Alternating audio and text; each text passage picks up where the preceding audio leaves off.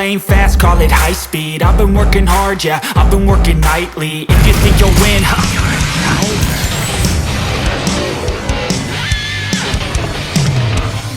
What's up, dudes, and welcome back to the El Camino build. Last video we did some sway bars and some shock mounts for the rear of the chassis. This video I'm making a little battery box to hold that battery nice and tight inside the chassis of the truck, being able to bolt it in, make it solid. This video is of my 1971 El Camino that I've converted into a race car. It's fully caged, partially tube chassised. I've destroyed it, torn it apart, ripped it up piece by piece, rebuilt this entire car to be a track monster. See my little pup in the back, she's always there, she's always in the garage with me, she never wants to leave my side. So there's my little battery box done up, and that's the battery that I'm putting in it. That's where it's going to fit. Ultimately I decided to move it around a little bit, but the reason for it being behind the passenger seat is, in my mind, I think it's gonna kind of balance out the weight a little bit. I'm a pretty heavy guy when I sit in that driver's seat and there's no weight on the other side of the car. I think it makes a pretty big difference. I weigh about 250 at the point of filming this, so that's a lot of weight on one side of the car. I was hoping the battery would balance all that out. Here I'm test fitting some pieces to try to make that radiator mount. Now it's a drift machine, so it's going rear mount radiator, which in a way would also be like kind of tough on it, because I've got to figure out a way to run the rad to the back. I got to deal with extra water pumps and all that extra kind of stuff, which is takes me away from just initially get it running and figuring it all out like that. So making the rear mount rad might be a bad idea, and I might change that up in the future. Because it's in the back, it's obviously going to be visible. The back of this truck is all open. I'm going to run it with no bed, no inner fenders. So I want to make it look good. So here I'm using a little bit of piping, trying to give it some style. Got that magnet that is absolutely super helpful. I use the hammer to hold that metal down, so that way when the welder hits it, if the wire touches it, it doesn't immediately burn it and melt it together. It won't push it out of the way. And hopefully I don't weld it to the hammer.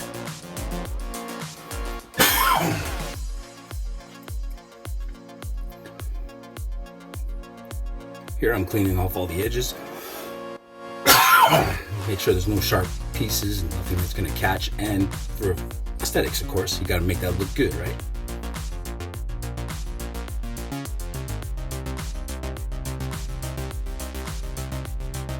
So there it is. The piece fits really nice.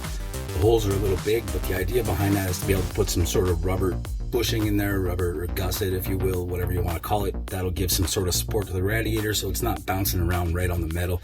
Plus, aluminum and steel don't really mix that well when they come in contact with each other.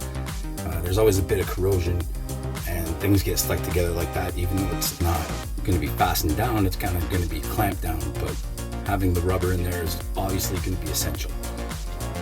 These pieces here were a little tricky. They're little kick-ups that's going to connect the radiator to the frame. And the trick here is getting it on the right angle and being able to put it up at the right height. So this part of it is pretty important. I have to make sure that those tabs sit in the correct position from where I'm welding it on.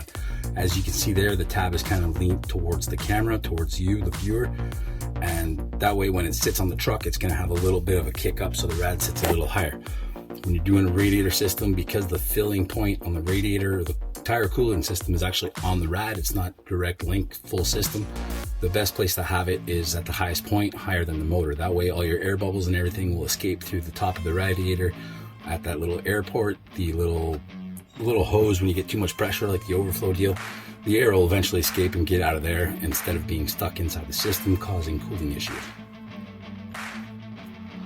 There I'm welding it all together and just kind of eyeballing it a bit. I have an idea of the angle that I need it on, but as you can see, I didn't use the angle finder. I just kind of did what I thought was best, which ended up working out beautifully. I could have pulled it back a little bit further, but in order to clear my sway bars and stuff, this was the ideal position, especially if there's any kind of movement in the sway bar. There's a little test fit of where the rad's going to sit. Now the trick here is going to be to get a fan in there behind it. And what I think might be a problem is that the fan is ultimately going to push hot air right across the fuel system. It's going to be directly in the line of the fuel cell, Now, I don't know if that's going to cause a big issue. I know that getting fuel hot is not good. You need to try to keep it as cool as possible. And also, I'm running an inline pump on this thing. It's what, A1000 from Aeromotive. It's a pretty big machine, but the way that it cools itself is by running the fuel around the pump. And the fuel goes around the pump and it keeps that motor cool inside. So what I'm hoping for is that the hot air hitting the cell isn't going to cause an issue and heat that fuel up to the point where it's going to be robbing performance. There's a little test fit with the brackets I made. I made tabs down the sides that follow the contour of the pipe, so that way it's going to be a nice solid weld.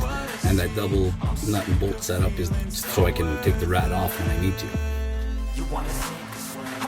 Doing a couple last minute welds, welding those nuts on it because I don't have a riv nut gun, and this is my solution. I put a nut and bolt through it, I weld the nut to the other side, and that way I can take it all apart.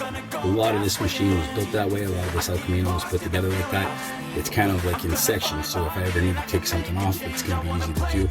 Once I get into the real heavy duty bodywork, I've done a bunch, but when I start mounting those fenders and everything else to it, that's how I do it. So everything can unbolt and it'll be easy to work on and it'll be modular in a way. Mostly just the body panels, doors, fenders, hoods, the box in the back. So that way I have access to everything I need to get to. And I think a lot of the testing phase when I get this thing done is that's how it's going to be. I'm going to take a lot of test rides with it, open cage and stuff. It's going to look more like a dune buggy than it is a drift car, especially a 71 El Camino. Kind of hoping people have a hard time figuring out what it is when I run like that. But there you can see the rad's mounted. I think it looks amazing. It's really good. The only thing I'm not sure is airflow being back here. Hopefully enough air will come off the top of the roof directly down. I might have to make some vents, some sort of ducting. But the problem with that is, as you can see, there's not a whole lot of room where you can make ducting that I think the air would actually come through.